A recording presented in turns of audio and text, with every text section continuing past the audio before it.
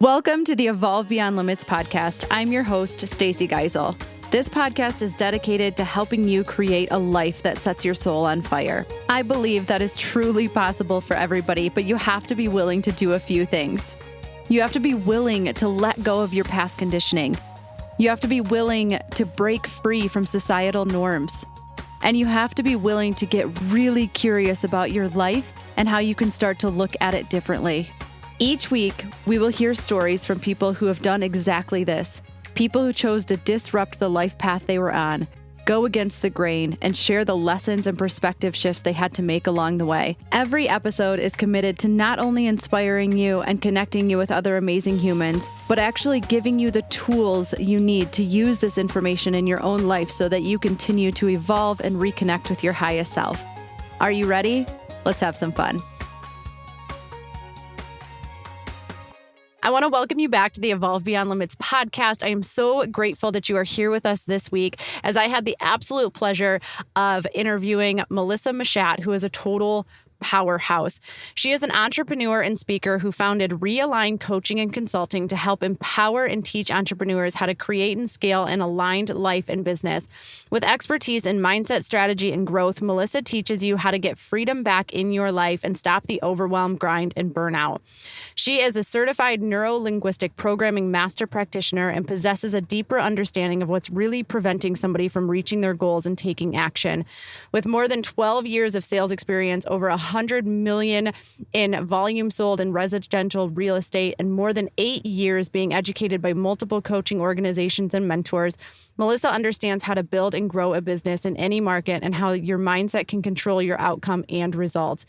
In this episode, Melissa and I really go deep into her own story and how following the expectations of others that other people set forth for her is exactly what led her into burnout, and how she has had to take an opportunity to really look within and slow down in order to find what is right for her so that she could create a business that was more in alignment with who she is and what she is here to do.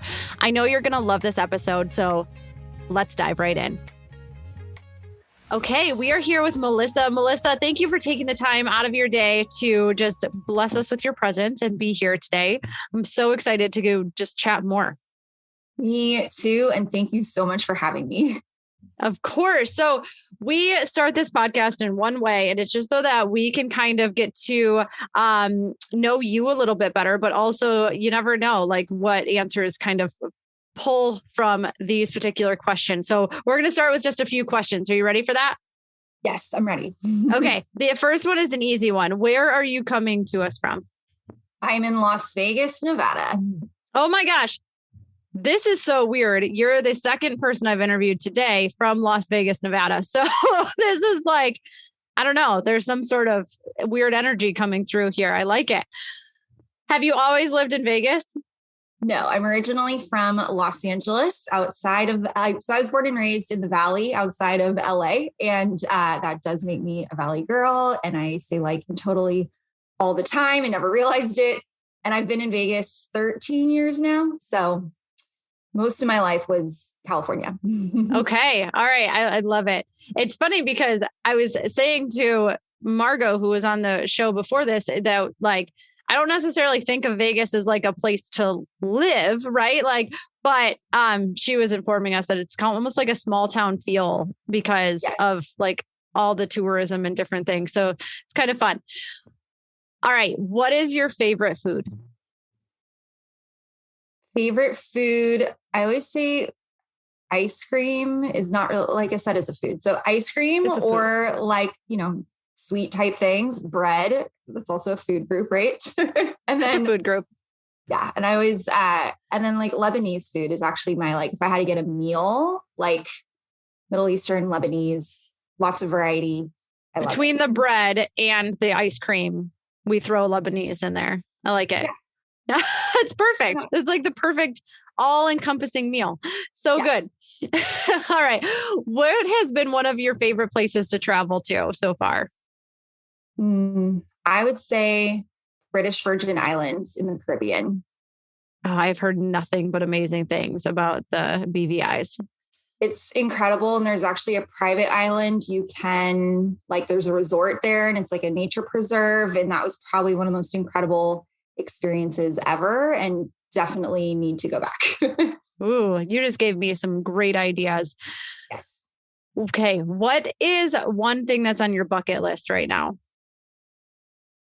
I would say traveling the US, whether it's RV van, some type of just getting out and really seeing how much incredible beauty in nature is kind of available to us without even having to get on a plane, right? There's so much to see. And I feel like I've not seen most of it. So that would be the next thing. I love it. Well, if you need any advice, let me know. One thing that I think I've learned from that process too is the more you see, the more you realize you have that you still have to see. It's just fascinating. Sometimes we can get stuck in just our little bubbles. And then we once we start to open ourselves up, it's holy crap. There's so much to see just within our borders. That's so amazing. So I love that. Okay. Finish this sentence for me. When I was a kid, I always wanted to grow up and be what? Mm-hmm. I feel like I can never give one answer. There were three again. It was a Broadway Broadway actress, musical theater star. So famous actress, F-18 fighter pilot, or an attorney.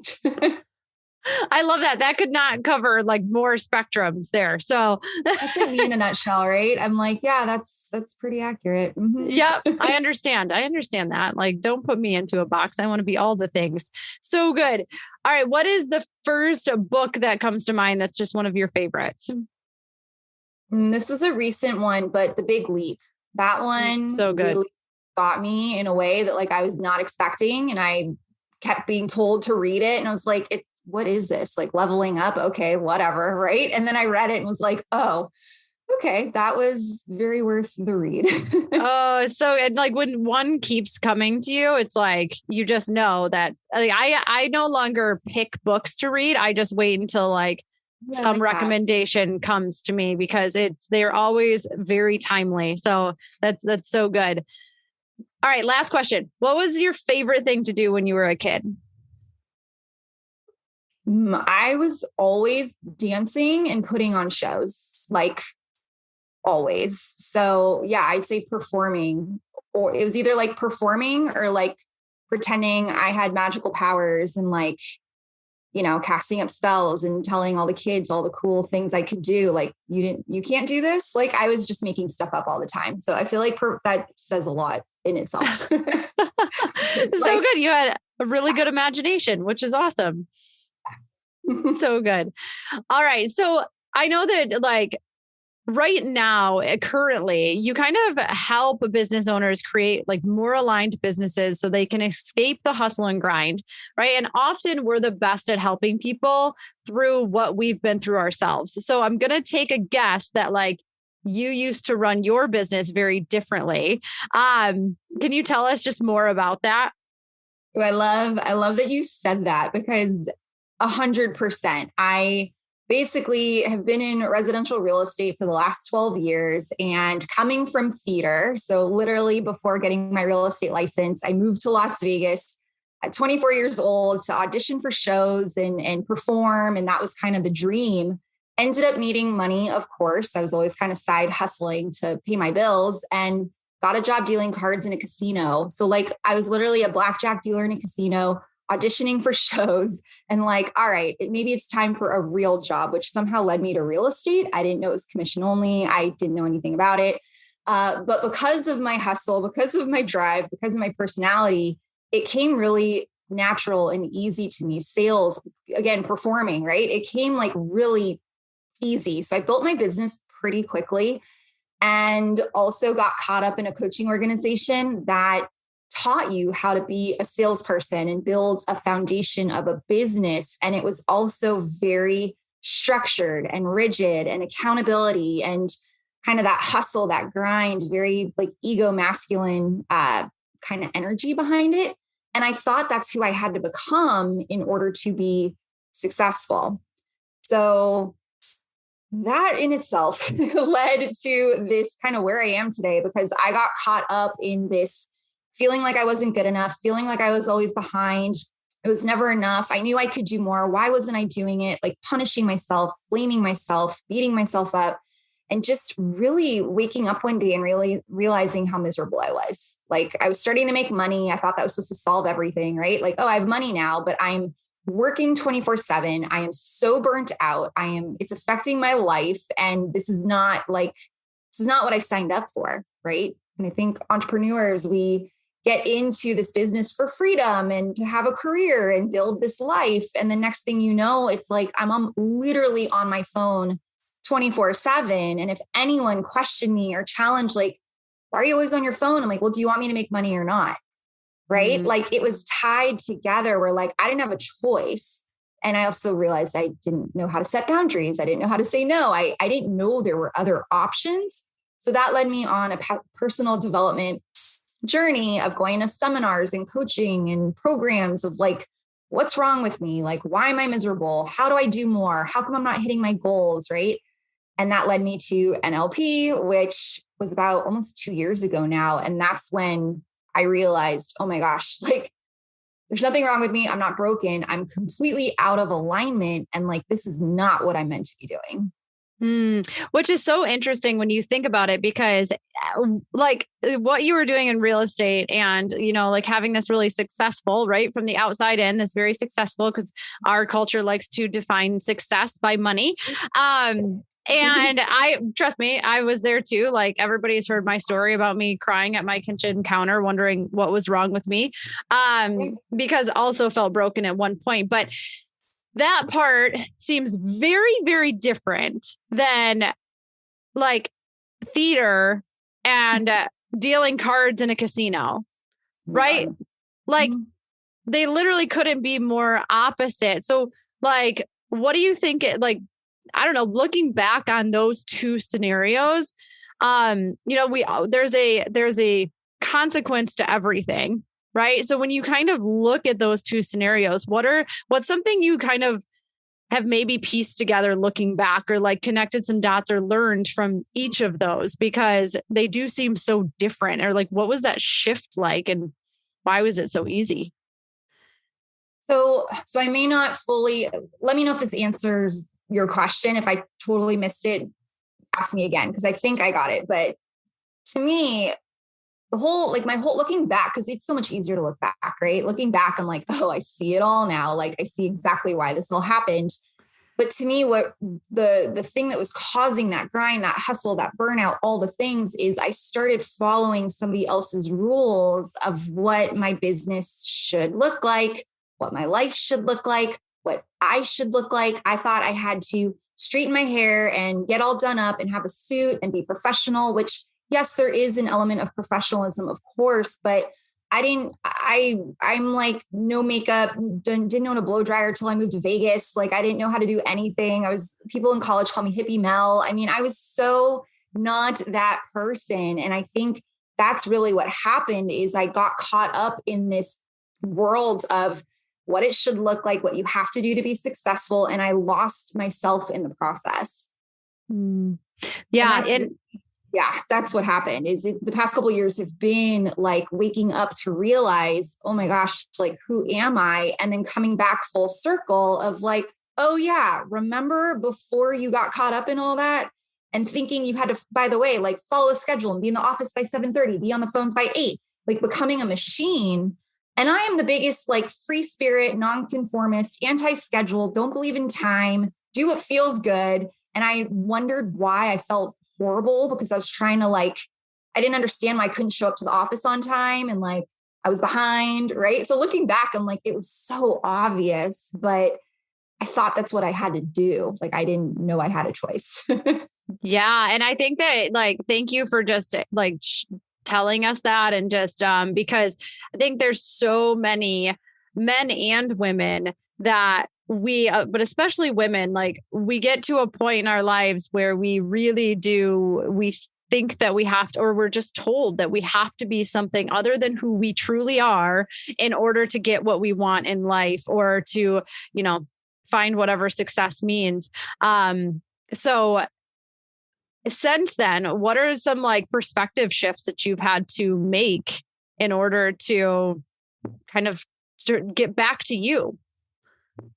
I've had to unlearn so much because I didn't realize I have this fire within me. I've always been very driven, make it happen. Like from a young age, it was like I was very driven by money. And so it was kind of like learning the past couple of years what slowing down actually meant. I thought I would slow down, but I would, be working 50 hours a week instead of 60 or 70. I'm like, oh, look, I have free time now. I'm slowing down, right? Like I had no idea what that actually meant. So I would say learning how to be more in the feminine, learn how to truly listen and honor myself and slow down enough to even go within and like, what do I even want? And what do I even want it to look like? And how do I even figure that out? I was so caught up in like, go, 24/7. Let's just, even when we first met, like even virtually, I had like 500 commitments and I didn't understand why I was booked like 3 weeks out. And if someone asked to move something, I was like, no, because I have stuff going all day, like back to back. Like I even saying it now, I'm like, oh my gosh, how did I do that for so long? Like I couldn't even breathe. I couldn't even think. No wonder I was getting caught up in the shoulds and what I'm supposed to do and all of it. So I'd say that's been the biggest blessing and lesson is really learning. And it took years to learn what slowing down actually means, learning like how amazing it feels to have space and like time. And what do I actually enjoy? What actually lights me up? What do I actually want? What do I want my life to look like? So it's taken time to undo because I really believe like my success, my self-worth was tied to achievements and how much I'm making. So if I'm not making money, then what am I doing wrong? I'm not doing enough. I'm not. And that's something I'm still going through currently where it's like, no, that's not true. If I'm, and that's not even true. Money is coming in from other ways. So like, what am I even talking about? I still have my real estate business. I just no longer sell, which again, that's a huge achievement in itself. That only happened this year. So it's been a lot of like, hold on, what do I want it to look like? Stop listening to other people. Like the answers are within me. Just listen. I should just listen, right? Right. Oh my gosh. Such a simple thing. Simple, but not easy. Right. And I think that, and anybody who has that, they're kind of that fire within them has probably been through this in some way. And when you're in the nitty gritty of it, like it's like anything, like as humans, we're really adaptable, right? Like we will adapt to whatever we need to. And there's a lot of unfortunate things that come from that, right? But we'll kind of adapt to whatever we need to do. And then once it becomes normal, it's really hard to get out of it. So you mentioned a couple of times that you're just like really like you're driven by money and different things. Like, where do you think that came from? Okay. So clearly childhood, of course, right? Where all things in our life usually stem from. So it's funny because I'm getting into like astrology now too. And I see that there are certain things in my chart that I'm now learning that like, okay, I would have had that fire drive, I think, regardless of external circumstances in my life.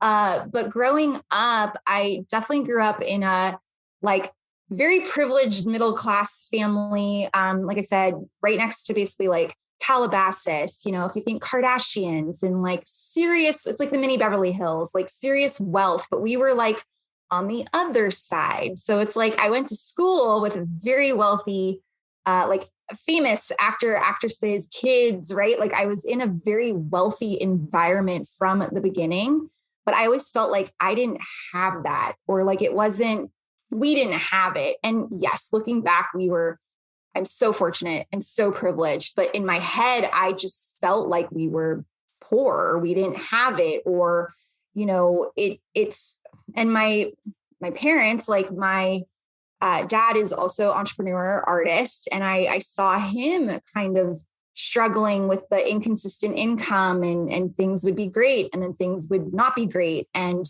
like relying on other people. So there was something that kind of like in my head, it was like, this independence of like, I never want to rely on anyone else for my money. I don't want it to be handed to me because everyone around me, it's handed to them. And it was kind of like, well, I'm going to make it myself. I had this like huge chip on my shoulder that's pretty much most of my life was like, I'm going to prove that I can become wealthy on my own. I don't need it handed to me. I somehow ended up at USC for college. And again, surrounded by insane wealth and, trust fund kids and all the things. And to me, it was like, I'm like I always said, like, I'm going to become a self-made billionaire because, there's not enough women doing it themselves. They're either inheriting it or marrying into it. And like, I'm going to show that like, I can do it. So I don't know, that's just been me like forever. And it's so interesting because I think that the environment that we're in makes such a huge impact on just like who we become. Because if you were to think about the fact that maybe if you were in a different environment where people were a little bit lesser off than you, like how could that have shifted the tides? Right. But there's a reason that you were where you were. And I think too, it's just that like everything works until it doesn't. Right. And so for you, like, all of that pushing, that having a chip on your shoulder, that, which I think like, again, like I've been here, we've all been here where we have this insanely, everything is driven not by what we actually want, but because we want to prove to everyone else that we are worthy or all of this thing. So like everything works until it doesn't. Right. And so when was that moment where you were like, this doesn't work anymore? I joke sometimes I'm a slow learner, or I have to like learn things 1,000 times. Like I learned the hard way, so you don't have to. I realize that is part of my story now. So I would say the awakening like started probably 2014 is when I was like, I'm miserable. I don't know what I'm doing. Like, why am I so unhappy? I'm making all this money, right? And so that was kind of like a slow little piece of like, okay, what's going on? And then 2016 was more dramatic because I wasn't listening, of course, right? So 2016 was a car accident. I walked away. This is how the universe works in my life. It's like so literal sometimes, where I was on my way to it was day 2 of what we called prospecting school, where you go for 8 hours and you call all day. And it's very like a high vibe, environment, so that you're inspired to book more appointments. You ring a bell every time you book an appointment to motivate you. Like, oh, they just got one. I need to push harder to like keep calling until I find one. Like that was literally where I was going. And I the day before said, all right, I'm committing to real estate. No more messing around. I'm going to hit my numbers every day. Like I'm no more slacking. I'm going to be in the office. I'm going to hit my contacts. Like I'm doing this. And then I literally, like, someone made a U-turn in front of me, like going the same direction. They just literally turned in front of me and I hit them like head on, like, okay. And then I had the tow truck drop me off at the thing because I like couldn't believe I was 2 hours late and like behind. Like, what? It's so interesting the way that, like we get so many taps on the shoulder until we're just whacked in the head with a 2x4. And even in those moments, and I can resonate with this so much because when I was I was already a nurse, and obviously I wasn't a good enough nurse because I was only an LPN. So I needed to go and I needed to become an RN and then a nurse practitioner. And then as far up as you could get, right? Like that was my thought process. But similar to you, like I had probably never not gotten what I set out to get, because that's like the type of people that you and I are. Right. Yep. But I did everything that I could possibly do. And then I didn't get into nursing school, and I was like into RN school, and I was like devastated. I'll never forget that day because I was so devastated. But looking back, it's so funny because it was one of those moments that was like, hey, dummy, like you're not supposed to go this direction. And I was like, similar to you, I was like, oh yeah, well, if you're not going to get me into nursing school, then I'm just going to skip RN school and I'm going straight for my BSN. And then, long story short, I never ended up getting it. Thank God. But it's just really funny how sometimes it takes more than one, more than one hit. And the saddest part of that is, so I did end up with a concussion and severe whiplash, and it showed up kind of the next day. By the way, I did show up to the office the next morning, hit my calls, and then didn't understand like this headache wasn't going away, and started feeling like really sick, and was like, uh-oh, I need to go see somebody. And that in itself, they were like, you need to take it easy, do what you can. Well, telling an overachiever who's already doing 10 times more, I'd say, than, what's normal, doing what I can meant still showing up, still trying to get on the phones. I had 2 full-time employees. I had 2 agents who were relying on me. I just started my like official team at that point.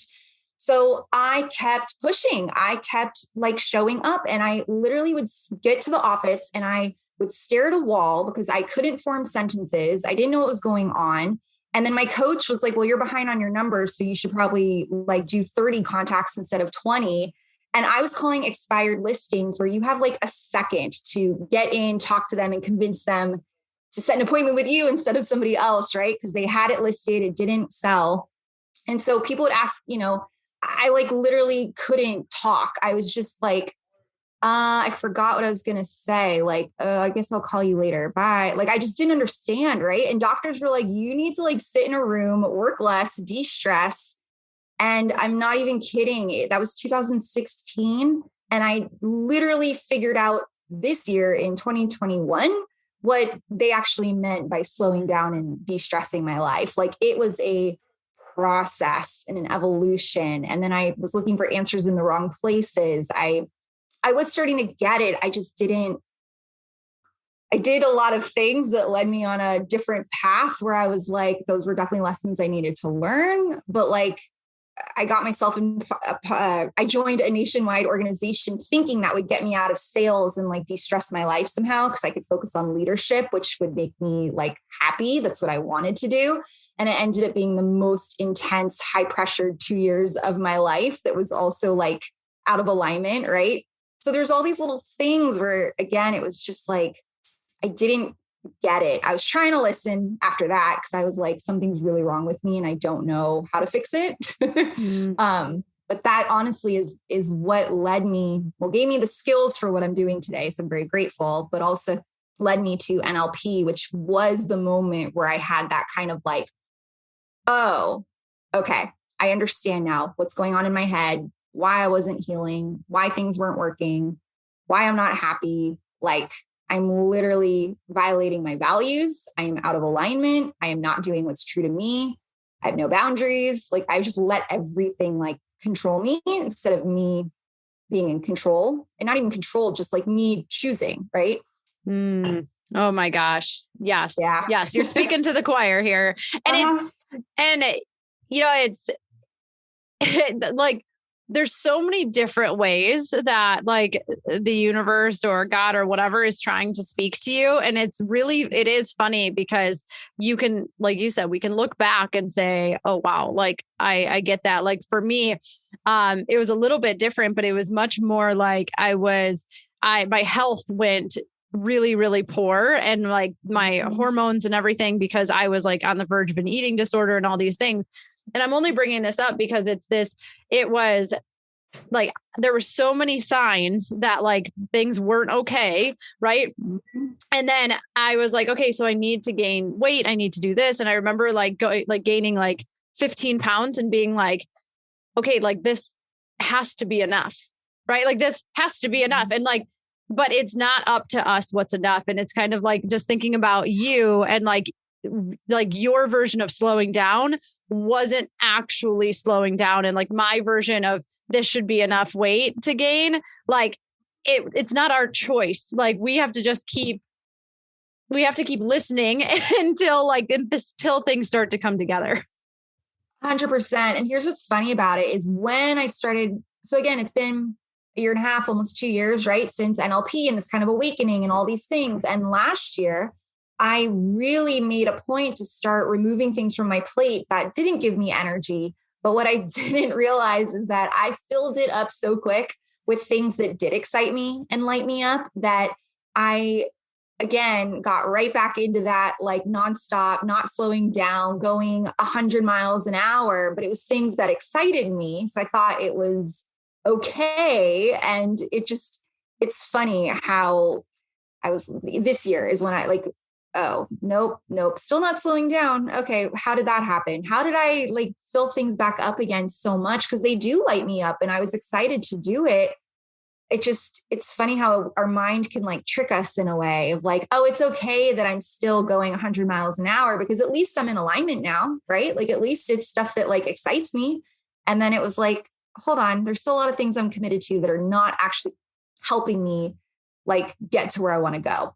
So earlier this year, I pretty much removed almost everything from my plate and like really got out of a lot of commitments that I had over committed myself to. And it was a process. It took time, but yeah. Then once I saw what it really looked like to have a clear calendar, I was like, oh, this is amazing. So now I'm in the opposite where I'm like, I don't want anything to go back on it, you know?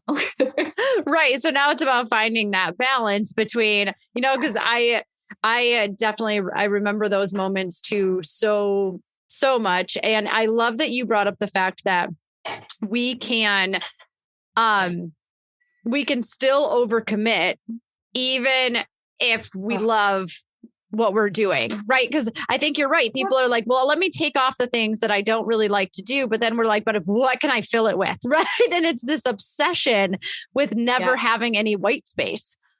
Yeah. And oh, it's so good that you said that because it's what I found when and someone asked me to do this. It was November, I think, of last year. And so November 2020. And they were like, write out a list of everything you are committed to right now. All the courses you've signed up for, all the digital courses you've signed up for, all of the stuff. And I was still selling at the time as well. And I'm not kidding. I filled like a whole journal page, like 2 columns of stuff. And she, you know, I went through it and was like, what am I doing? Like, what's actually moving me towards my goal? What is my goal? Right? Like at that point, I was such in the whirlwind. Did I even know what my goal was? Probably not. So I went through and just started looking, and that's where it got sneaky because for me, I really light up and love speaking and teaching and like podcasts and like this kind of connection and conversation. And so when I went through, there were a lot of things I was committed to in the real estate space where I was teaching, speaking. It was filling me up in that way. And I was coaching a group of agents in my office. I was teaching in my office. I was on the like leadership board for my office. I was running my team. I had clients and I had coaching clients and I had all the separate business stuff as well. And what I realized, I was leading role play scripts and practice for my office 3 days a week. Again, speaking, like it filled me up. But when I really took a minute to pause and look at it, it was like, wait a second, like, am I getting an even exchange of energy back? Like, is this helping me move towards my goal? I wasn't necessarily getting paid for it. Sure, I was in different ways. If agents sold more, I would get a piece of that. So in my head, it was like, ooh, this is a great opportunity. But when I really like dove into it, it was like, oh, that's so sneaky because I was being fulfilled. I was getting lit up because I got to teach and speak. But is that moving me towards like the bigger vision and goal? And it was like, no, actually, it's not.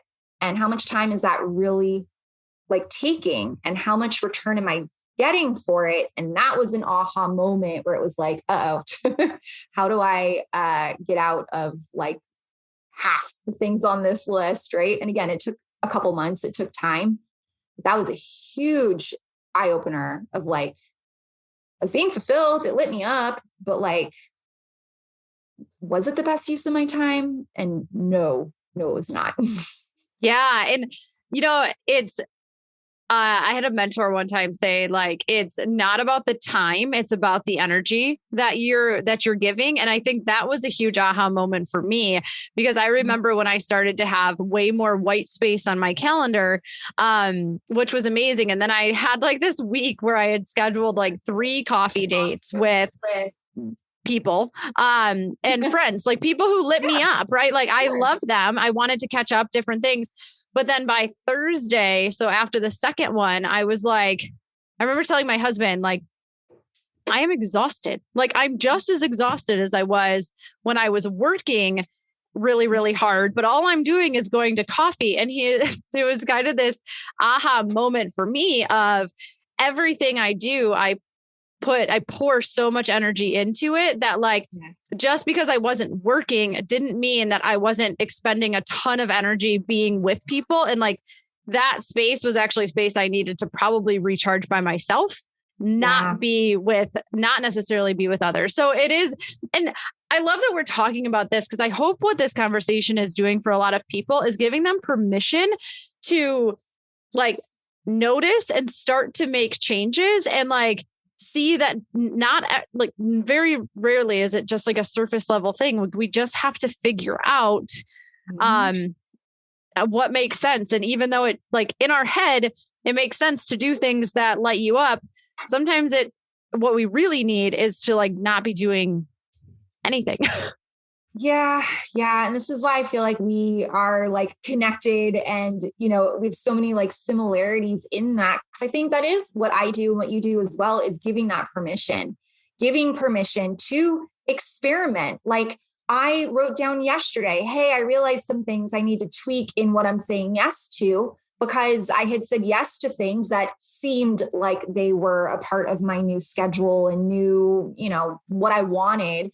And I was like, actually, it didn't feel good. It didn't feel good at all. So I need to make adjustments. I need to honor myself and give myself permission that I can change things and I can cancel things and I can move things around. And just because it's on my calendar doesn't mean I'm obligated or I have to, or that I can't make an adjustment down the road. And so I feel like giving that permission to others is so important because half the time we don't even realize we're following someone else's rules, or we don't realize why we're miserable, unhappy, beating ourselves up. And it usually is because you're not staying true to yourself and you're not giving yourself time to even figure out what that looks like. And who says you had to be working by a certain time? And like, why can't I start when I feel like it at 10 o'clock, right? Like we're all different and unique. And like, why can't we make up what feels good to us? Yeah.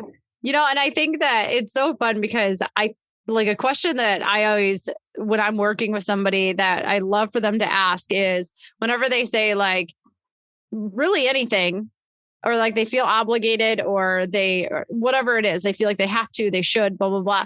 It's like, just like finish the sentence, like according to who, right? Because like, I love that you said that because it's like, how do we get a little bit more curious about who we're actually making decisions for? Because like when you ask that and you're like, who said that we have to do all of these things? And a lot of times it's like, I had a girl in my program share the story about the like son and daughter who like cut the ends off of the ham. Do you know? Oh yeah. Yep. Yeah. I do. And so for anybody who doesn't know, they like cut the ends off the ham too, and they put it in the oven. And the one guy like asked, like, why do you cut the ends off? And they're like, well, it's just what my mom's always done. So they like call the mom and the mom's like, I don't know. It's just what grandma's always done. And then they call grandma and grandma's like, my oven wasn't big enough. So I cut the ends off the ham, right, to fit it in the oven. And how often do we let those types of things run our life? Like at the moment it made sense. Now cutting the ends off the ham doesn't make sense. So let's stop. Yeah, like take a moment. I love that. And it's so true. Cause we like, according to who, right? Like, and even in the coaching business, I know it's, if you tell people, but like, it's our birthdays this weekend, right? So like, I'm like I get very nostalgic and reflective and start looking back. And again, sometimes I feel like I'm not where I want to be, or I'm not achieving enough, or I thought I'd be further along, and trying to chill out, right? And just like, no, it's all happening exactly as it's supposed to. But looking back a year, it was like, holy crap, has so much happened. And I also got myself caught up again, listening to what it should look like. I should have one-on-one. Why don't I want to have one-on-one? Why don't I have this? Why wouldn't I want to do this? And again, I lost myself in okay, well, I'm building a new business. So what do I need to do? What should it look like? What program do I need to take? What do I need to offer? And like, it's funny to me now because I'm like, oh my gosh, I totally did it again, where it's not real estate anymore. It's the new entrepreneur online coaching space. And like, how did that happen? Right? Like, oh, my ears just started ringing like crazy. So obviously I'm getting a serious lesson right now of like, yep, did it. I need to stop listening to other people. That was weird. And Literally sound just like completely changed. I was like, I hear you. I'm getting it. I promise. I really am getting it. You're like, I'm going to get it this time. The first 17th time, like it's fine. But I think that it's so fun to see. Cause actually I pulled a card this morning and it was all about abundance. And it was about the fact that like, we really have to like, you have to be able to find the beauty in where you are and then be open to you can be open to what's next. But we spend so much time on what's next that we forget to find the beauty in where we are. Like Andrew and I were having this conversation driving down to Kentucky to randomly stay here for a week. Like a year ago it was so different. And like, we don't take the time to sit back and reflect and say, holy shit, look at what actually I have done. If I accomplish nothing else for the rest of this year, I have already hit so many amazing milestones. Like, and it's not how life should be. Like, we shouldn't define it by those times. Like Andrew and I actually laughed last night because we went, it was like the most simple night. Literally, I was actually frustrated because I was trying to get an email out. He was helping me. And then like, we worked out together in this, like, we're in this little carriage house in Kentucky. We worked out together. We went to like, this is literally the most mundane stuff, right? Like we went to Walmart, and like, we were laughing about different things. Like we were just there. And like, even at the checkout lane, it was playful. It was fun. We got back in our van. We came back, we made tacos. There is nothing special, like quote unquote special about that night. Right. But I was like, I looked at him and I said, I had such a great night with you. And it just was this reminder that it's not about what's actually going on. It's how present we are in that moment. And I think that that's what made it such a special night, was because like, we were present, we were playful. It wasn't about what's next. It was like, can you find the beauty in the mundane, in the everyday, where we're not always seeking this what's next, because that's going to be better than today. Like we just truly have to like harness today. Yes. And why is it so hard? Right? Like being present, like it's just, this is what I realized. I was saying this yesterday too, like consciously, I understand all of this. Consciously, I completely logically can wrap my head around, enjoy where you're at and be grateful and desire more.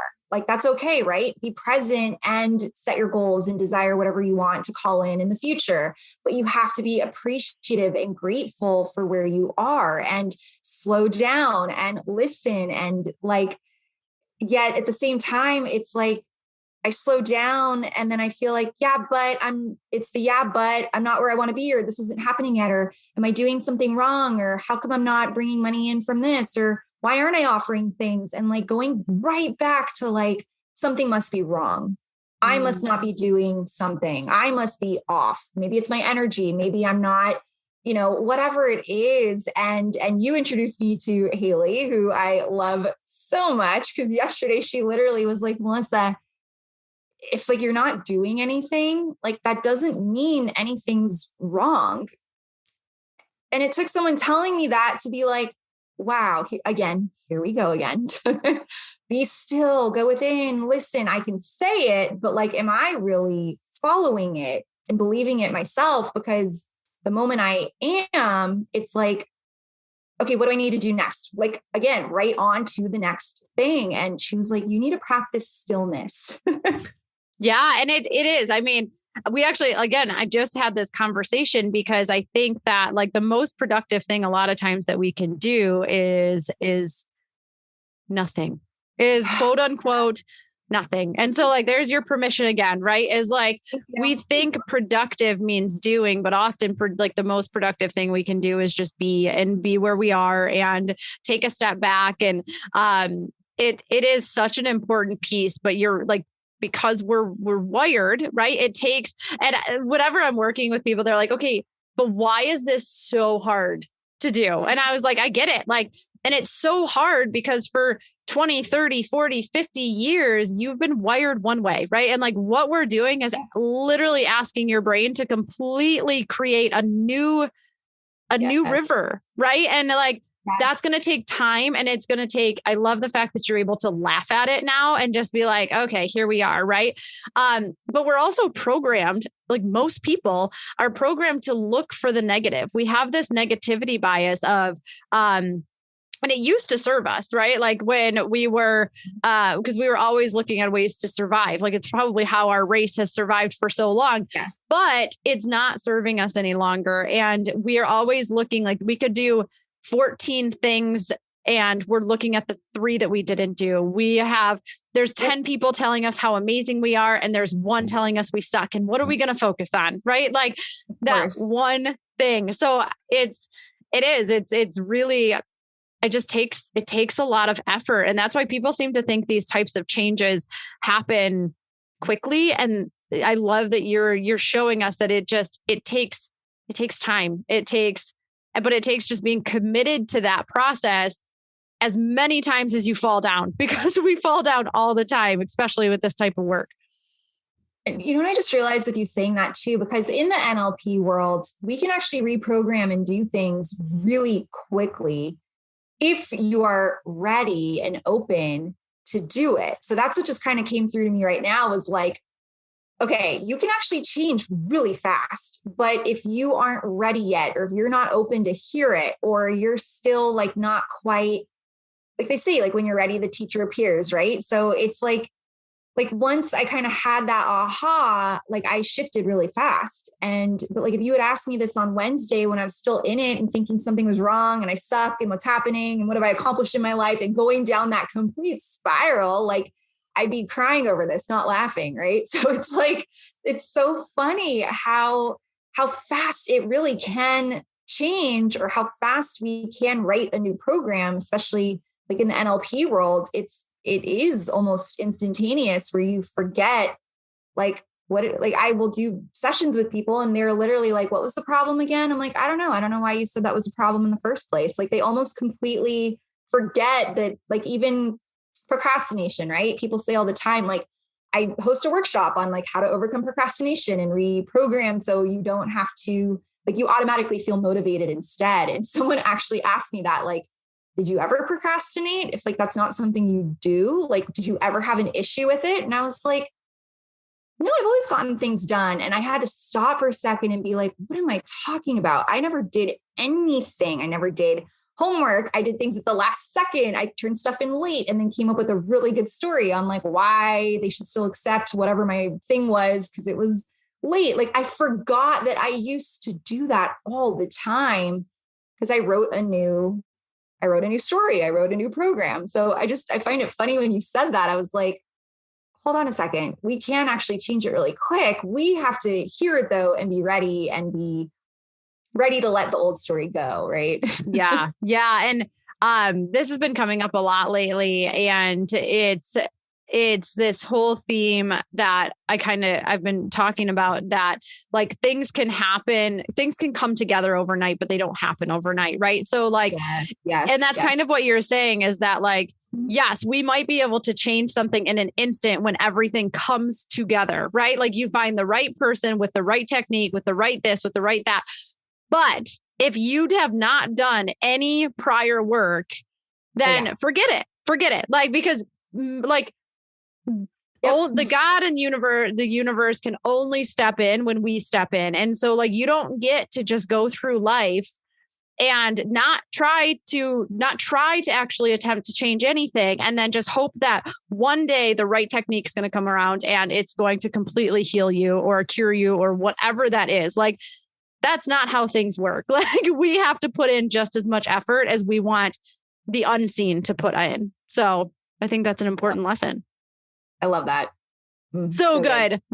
All right. So this has been So fun. I've just loved our conversation. I love to end with just one final question because I want to make sure that we honor your time.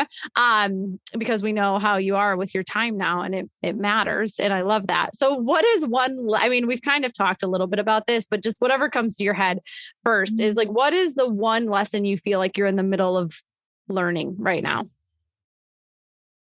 Okay. Well, like, there's so many. All right, let me pick one. I would say it is that slowing down, going within, and really realizing there's nothing wrong with slowing down and like doing nothing. Sometimes that nothing and quiet and silence is what we actually need, but that doesn't mean something's wrong or broken or not doing enough. I would say that's like the big one coming through strong, loud and clear this week is like, it's okay to just be and take a nap on the couch or do whatever you need to do to just kind of, it's okay. Nothing's wrong like that. And like, be still, learn how to be still without like, okay, but I got to start focusing. What am I going to do this? And just like chilling out a little bit. Right. Or like that, okay, I'm going to be still so that I can get back to this, or so that I can get the answer to this. Like we have to be still without expectations of getting something in return. Okay. That actually summarizes it very well. Yeah. I'm learning to release attachment to expectations and like not getting discouraged if something doesn't turn out the way that I thought, like giving my power away. I think that's like a big one too, is I've been giving my power, happiness, joy, whatever you want to call it, away to external circumstances, whether people sign up or not, whether people engage or not, whether people share something or not. And it's like, that's not me standing in my trust and knowing and like my own power. That's relying on other people, which it's never going to end well if you're doing that. And no wonder again, why I've been so emotional or frustrated or whatever, because I was giving it away and then not understanding why I'm beating myself up again. So it's this pattern that I'm like, again, I see you, I'm getting it. I promise. Right. And now it's just time to break through it. It's so good. It's so good. Well, thank you so much for all of your insight and your wisdom today, Melissa. It's been so fun. Where can people connect with you and just like, what do you want them to know? So Instagram is definitely where I hang out probably too much at Melissa Machat. Come find me on there. And then my website, you will find free resources, how to create an aligned business. There's a quiz or an assessment, like 9 questions to help you figure out where you might be stuck in your business or what's needed to make it to the next level in your business. It's free. And then I also have digital courses and all sorts of fun things on there. So melissamachat.com. Oh, so good. So make sure listeners, everybody who's listening to this, go check out Melissa, connect with her, look at the website. She's got tons of free stuff for you. If you resonated with any of this, go definitely check that out. And Melissa, again, just thank you for being on the podcast. Thank you so much. Mm-hmm. Welcome to the Evolve Beyond Limits podcast post show. We just finished the interview with Melissa Machat. And, the one thing that I took a lot away, but the one thing that really stuck out to me that I just wanted to expand upon a little bit and how I think about this in my own life is that what Melissa did is it really gave everybody a permission to always be reevaluating. And because I think that we get stuck in these moments of this is what used to work, or this has worked in the past. And what happens a lot of times is just because something has worked in the past doesn't mean that it's going to work now, or we get caught up in the monotony of just doing something a certain way all the time. We like the structure and the discipline of that, but then we don't give ourselves the permission to get a little bit curious and a little bit creative is there another way though? Could I be doing this differently? Could I be doing this more efficiently? Do I have to be doing this at all? Just because it lit me up in the past, does that mean it's going to light me up today.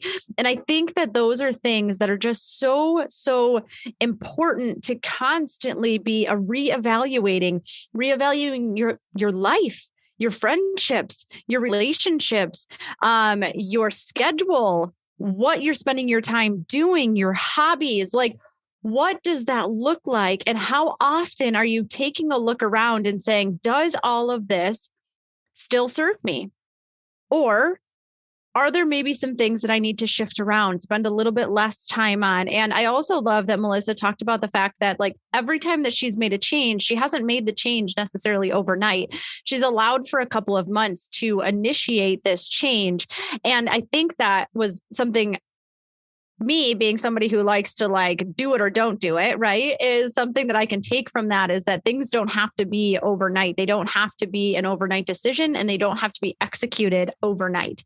So when you take a look at those things, give yourself time to start to try and do things a little bit different. But I do just, again, want to reiterate something that I took so much from this episode, is to just a reminder to constantly be reevaluating your situation, where you're at, how things are serving you. If they're not serving you, what's your energy like? And give yourself the permission to experiment with different ways of doing things. But we can't experiment with different ways if we don't slow down and reflect or look and see what's moving us forward, what's not, what's lighting us up, what's not, and all of those good things. So this week, my challenge for you is to do a life audit, right? And I will actually, I will attach this worksheet to this particular episode. I have a worksheet on doing a life audit. Like, what are the areas in your life that maybe could use some attention or don't deserve your attention any longer? And then how can you create a plan? It doesn't have to be an overnight plan, but on how you can start to let go of some of those things. And maybe we don't fill our calendar with anything else. Maybe we just let go of the things that are kind of draining us right now. And then when the time is right and we have released enough, maybe there will be things that start to fill that space again, but do that intentionally. Don't just allow things to take up that space.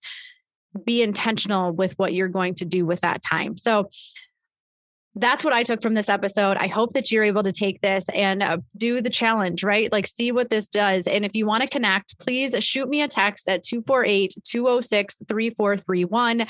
And we can talk about what it is that you decided to get rid of, or where you're going to make some changes, because I would love to hear about that. You can connect with me on Instagram. What did you take from this episode?